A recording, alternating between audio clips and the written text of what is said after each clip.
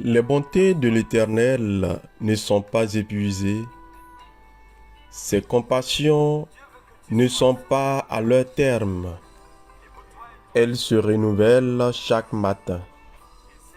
Lamentation 3, 22 à 23. Frères et sœurs, telles sont mes salutations pour vous en ce 14 février 2022. Aujourd'hui est un jour où le monde entier, que dis-je, plusieurs pays du monde célèbrent l'amour. Il y aura des déclarations d'amour à travers des faits, des gestes, des mots, des présents et bien d'autres. Notre Dieu est amour.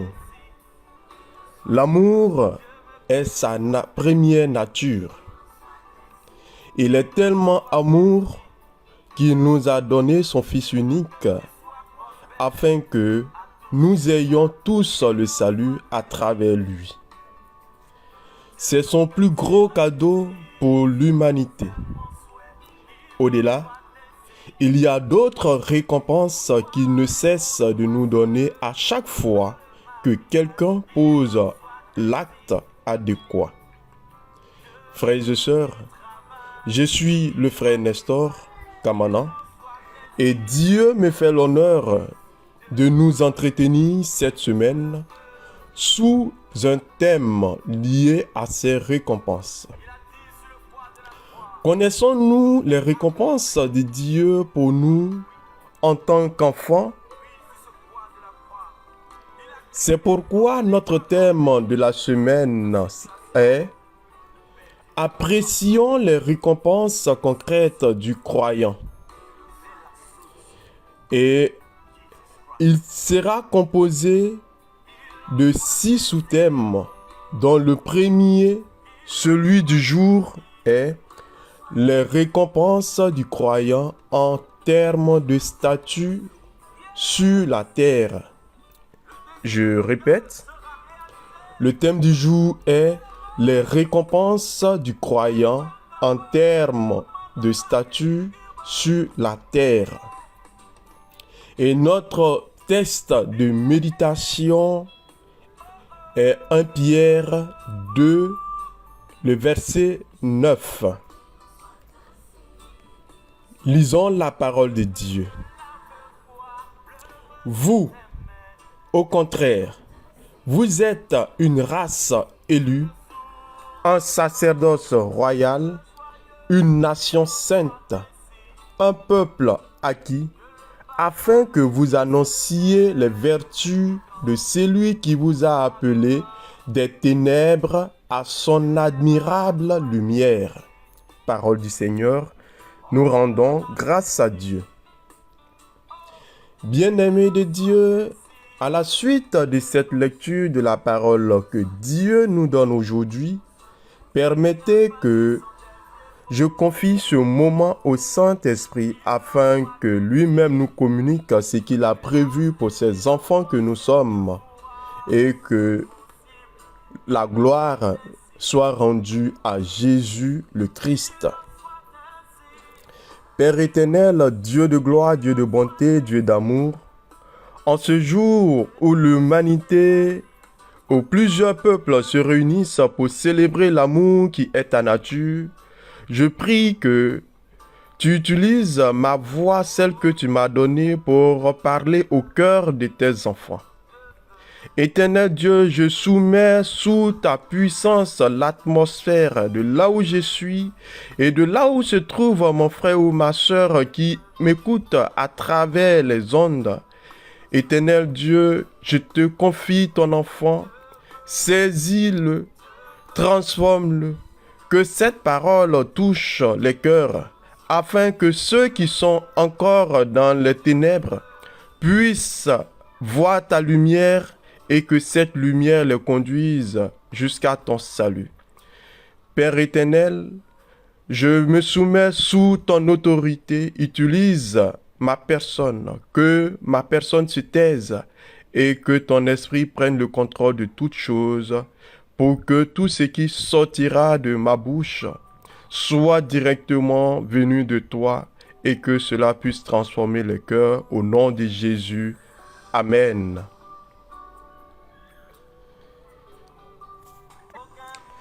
Bien-aimés, au travers de notre sous-thème, le sous-thème, si on voudrait le reformuler, on dirait dans quelle classe, quelle catégorie, quelle situation, dans quelles conditions devrons-nous être sur cette terre? En réalité, quelle est ta situation réelle en tant que croyant de Dieu? Quelle devrait être ta situation réelle en tant que croyant de Dieu? Alors, nous allons ensemble méditer ce passage et apprécier les récompenses qui sont réservées à nous, les enfants de Dieu, en tant que croyants. Et véritablement, le vrai Dieu, le Dieu créateur du ciel et de la terre. Il s'agit de croire en Dieu, et si nous croyons en lui, il change notre statut, il change notre personnalité, il change notre situation.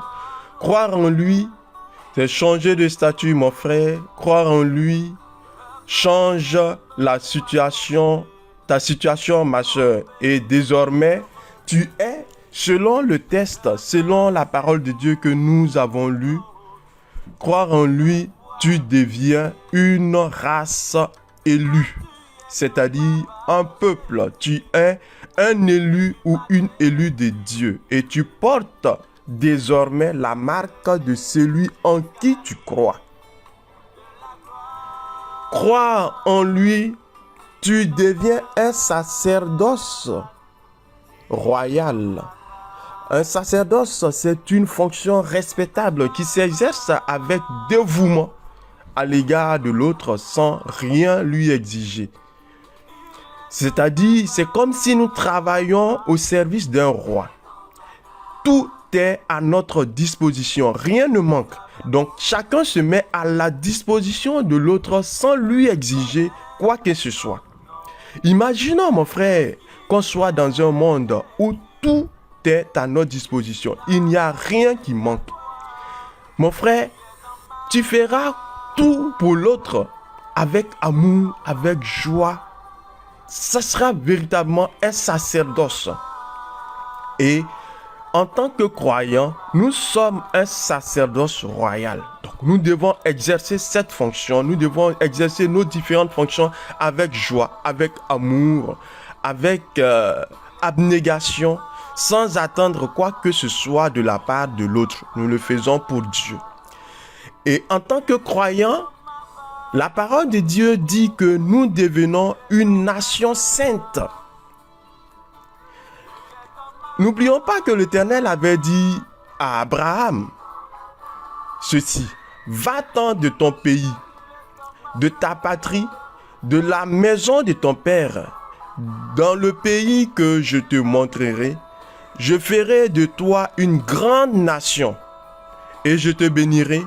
Je rendrai ton nom grand et tu seras une source de bénédiction. Genèse 12, verset 1. Et c'est cette nation sainte que Dieu a promis à Abraham. Et toi, en tant que croyant, Abraham, le père de la foi, et toi, tu crois aussi au Dieu d'Abraham. Dieu, à travers Abraham, te fait une nation sainte. Tu deviens une nation. Donc, tu reçois la bénédiction de Dieu à travers Abraham. Car Dieu avait déjà fait la promesse à notre Père. Non seulement tu deviens une nation, mais tu deviens un peuple acquis. Pas par n'importe qui, mais tu es un peuple acquis. Une personne acquise par Dieu, le Père, le Dieu, le Créateur du ciel et la terre. Et Dieu, en croyant en lui, nous fait passer des ténèbres à son admirable lumière. Waouh, comme c'est beau! Nous quittons l'obscurité à la lumière. Nous quittons l'ignorance à la connaissance. Nous quittons nos fétiches qui nous aliénaient au Dieu de la liberté, afin d'annoncer ses vertus, annoncer sa parole, proclamer, faire propager les qualités, parler de ses bienfaits à ceux qui sont encore dans le monde des ténèbres. Bien-aimés, nous faisons partie de la race des élus de Dieu. Nous sommes un sacerdoce royal, une nation sainte, un peuple acquis. Nous sommes éclairés par son admirable lumière. Et comme nous le dit le livre des Apocalypses, au chapitre 5, les versets 9 à 10, qui dit ceci. Et il chantait un cantique nouveau en disant, « Tu es digne de prendre le livre et d'en ouvrir les sceaux, car tu as été immolé et tu as racheté pour Dieu par ton sang des hommes de toute tribu, de toute langue, de tout peuple et de toute nation. Tu as fait d'eux un royaume, des sacrificateurs pour Dieu, et ils régneront sur la terre. » Amen. Ici, les Apocalypses nous dit que en étant croyants, nous devenons des rachetés pour Dieu par le sang de Jésus. Je rappelle que nous ne sommes pas du monde. Nous y sommes pour accomplir une mission pour notre Créateur Dieu. À cause du péché, nous nous sommes confondus aux enfants de ce monde. Heureusement, mon frère, ma soeur, tu as été racheté par le sang de Jésus. Et ce sang nous a transformés, ce sang a changé notre statut et tu es désormais libre. Oui, nous avons été rachetés pour parvenir au royaume de Dieu. Nous sommes désormais des rois et des reines et des sacrificateurs. Nous sommes appelés à régner sur cette terre. Et comme on nous rappelle encore le livre de 2 Corinthiens, le verset 5 à 20, qui révèle encore un statut, une fonction que Dieu nous réserve en tant que croyants, qui dit ceci: nous faisons donc les fonctions d'ambassadeurs pour Christ, comme si Dieu exhortait par nous. Nous vous en supplions au nom de Christ, soyez réconciliés avec Dieu. Amen. Il est bien dit que nous exerçons la fonction d'un ambassadeur. Nous sommes des ambassadeurs pour Christ. Alors, nous sommes des ambassadeurs pour le Christ. Un ambassadeur est un représentant de celui qui l'a nommé auprès d'une nation, auprès d'un peuple. Or, n'oubliez pas que celui-ci est de même nationalité que celui qui l'a nommé. Avez-vous vu une fois un président américain nommer un Ivoirien comme un ambassadeur des États-Unis auprès d'une autre nation? Non. Il nomme toujours un Américain auprès d'une nation. Donc, si Christ te nomme comme un ambassadeur, c'est que tu es originaire du royaume de Dieu. Frère, étant ambassadeur pour le Christ, parce que tu crois en lui, fais de toi un homme ou une femme de même nationalité que le Christ. Tu es désormais de la nationalité céleste avec tous les attributs qui l'accompagnent. Ne te comporte plus comme une personne sans identité. Tu as le passeport diplomatique du royaume de Dieu. C'est le passeport le plus puissant jamais connu. Alors, qu'attends-tu pour t'en servir maintenant que tu as la révélation, que tu es un ambassadeur du royaume de Dieu? Être un ambassadeur est une fonction. On exerce la fonction pour mériter le salaire. Alors, que fais-tu de ta fonction d'ambassadeur? Représentes-tu dignement celui qui t'a nommé? Sinon, il nous dit que sa moisson est abondante. Il attend toujours des ouvriers pour sa moisson. De là où tu es, s'il te plaît, ne remets pas à demain. Prends la résolution de lui donner un peu de ton temps pour son œuvre. Regarde ce que tu sais faire. Mets-toi au service des autres. Mets-toi au service de ta famille, de ta maison, de ton église, de ta communauté. Je rappelle également que le groupe de service de la famille Priorité à l'Évangile a toujours ses portes ouvertes pour ceux qui le désirent. N'hésite pas à rentrer en contact avec le berger dans ce sens. Étant croyants, nous ne sommes plus des étrangers. Comme je le disais tantôt, nous retrouvons notre identité perdue. Et comme nous le dit dans le livre d'Éphésiens 2, le verset 19, il dit « Ainsi donc, vous n'êtes plus des étrangers, ni des gens du dehors, mais vous êtes citoyens des saints, gens de la maison de Dieu. » Amen. C'est vraiment de véritables privilèges en étant croyants. Nous n'appartenons plus au monde, mais nous appartenons à la maison de Dieu. Nous sommes des citoyens des saints. Nous sommes des citoyens, des habitants de la maison de Dieu. Nous sommes des enfants de Dieu. Et comme l'évangéliste Jean vient étayer notre thèse en son chapitre 1er au verset 12 qui dit « Mais à tous ceux qui l'ont reçu, à ceux qui croient en son nom, elle a donné le pouvoir de devenir enfant de Dieu. » Elle ici, c'est la lumière de Dieu qui donne le pouvoir de devenir enfant de Dieu. Donc nous avons encore pour identité de devenir enfant de Dieu.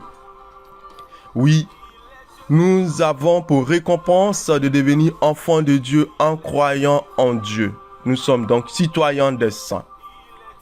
Parce que nous sommes nés de Dieu, nous sommes aussi des vainqueurs avec le Christ.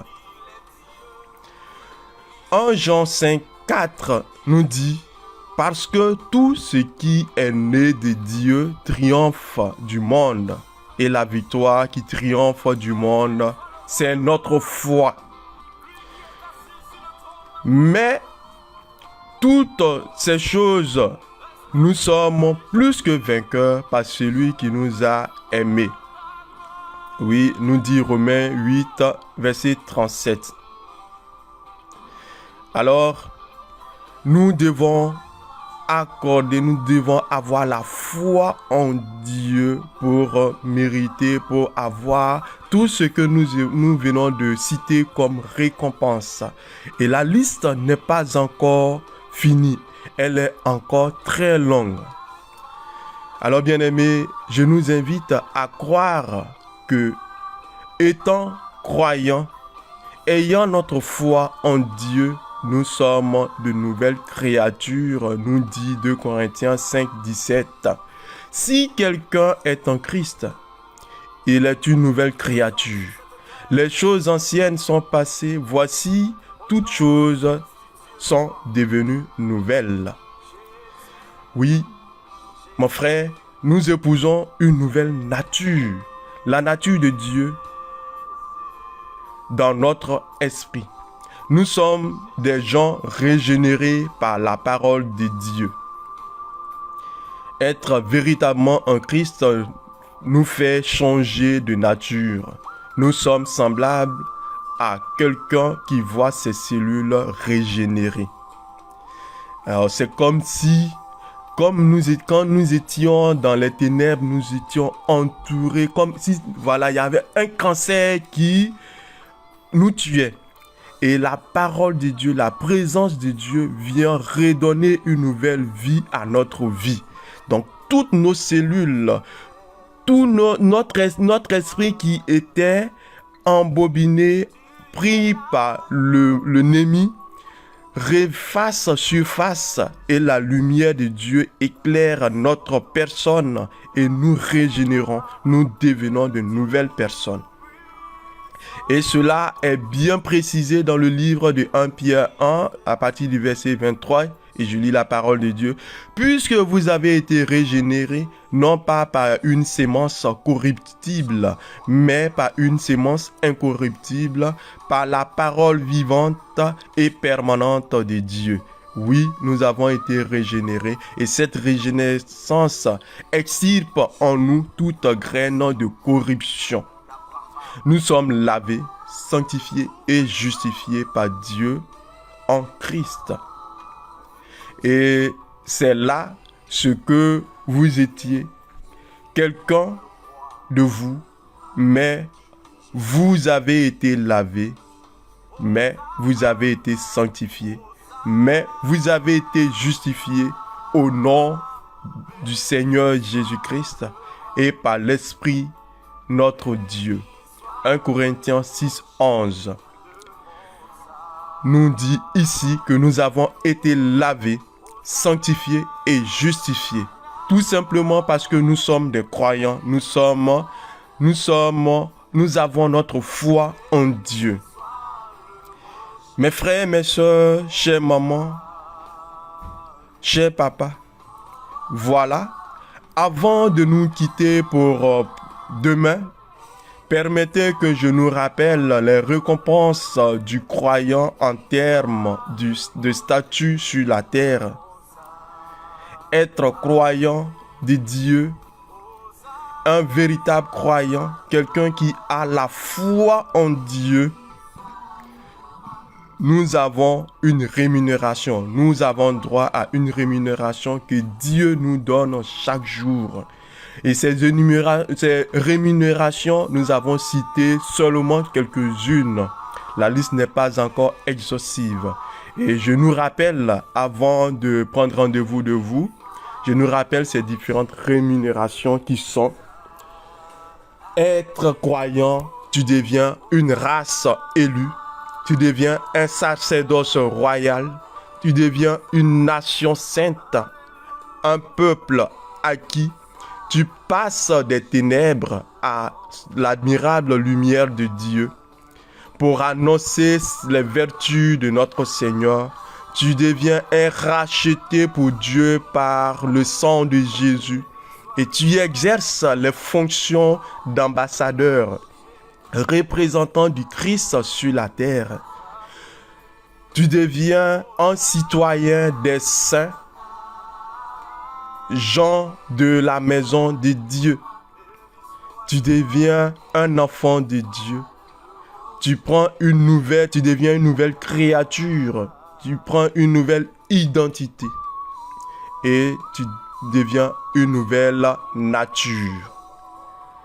Telles sont les différentes rémunérations que par la grâce de Dieu, sous la coupole du Saint-Esprit, nous venons de vous partager. Alors, bien-aimés de Dieu, je prie que ces rémunérations, ces récompenses puissent être le partage de chacun de nous. Toi qui m'écoutes à travers le groupe WhatsApp, Telegram, Facebook et YouTube, n'hésite pas à prendre une résolution afin de quitter de là où tu es et de t'attacher véritablement à Dieu le vrai Créateur et d'en bénéficier de toutes ces rémunérations. Être un enfant de Dieu te donne la liberté. Tu n'es plus lié aux ténèbres, tu n'es plus lié aux différents fétiches, tu n'es plus lié à un quelconque sacrifice d'où tu n'as pas le choix, tu cours, tu fais tout ce que tu peux pour pouvoir honorer un fétiche. En Dieu, tu as la liberté. Bien-aimé de Dieu, je m'arrête ici et je prends rendez-vous avec vous par la grâce de Dieu pour méditer sur le second sous-thème qui est les récompenses du croyant en termes de possession terrestre.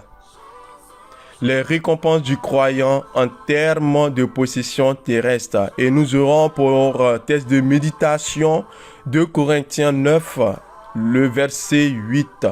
Sur ce, je prie que Dieu vous bénisse et bonne fête de Saint-Valentin, bonne fête de l'amour à tous et à chacun. Que l'amour de Dieu soit le partage de tous. Shalom, shalom bien-aimés de Dieu.